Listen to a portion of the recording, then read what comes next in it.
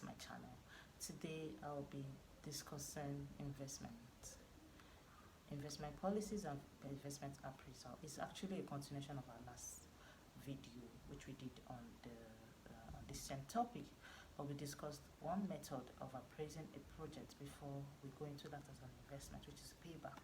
So today we are discussing accounting rate of return. Accounting rate of return is just an expected interest rate you're going to have on your capital used for an investment. For example, you're into getting a 4 million naira treasury bill and you're told your expected rate of return is 5%.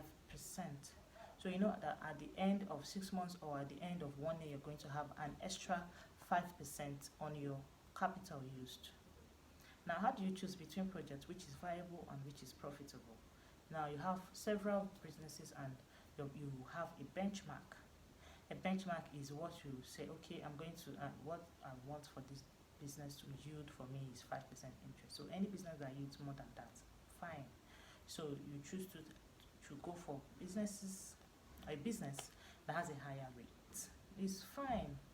It's good to go for business that has a higher rate. But sometimes this accounting rate does not really give you full details of projects, being that it doesn't show you the size of business and it doesn't study the size of businesses. So it just show you the interest rate and what you're supposed to have at the end of business. For example, you have a 10% interest rate for a project A and a 20% interest rate for a project B.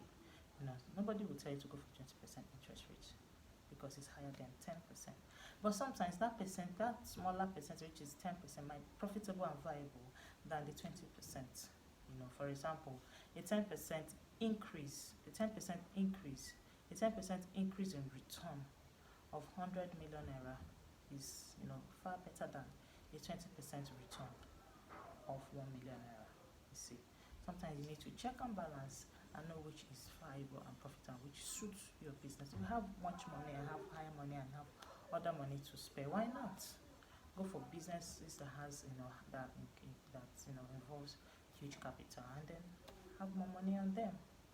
Okay, one of the disadvantages also is that it does not incorporate time value for money. 1 million naira you have today is far much better than 1 million naira you're going to have at the end of the year.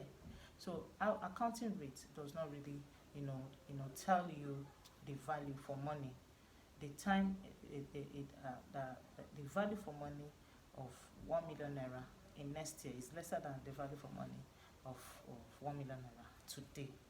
So it's just one of the reasons why people don't really use this method, and they tend to use the other method, which is called time value for money method.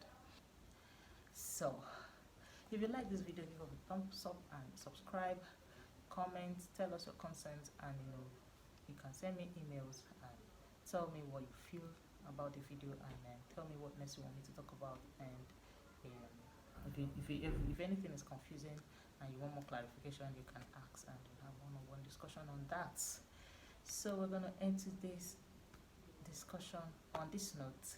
See you on our next video on time value for money.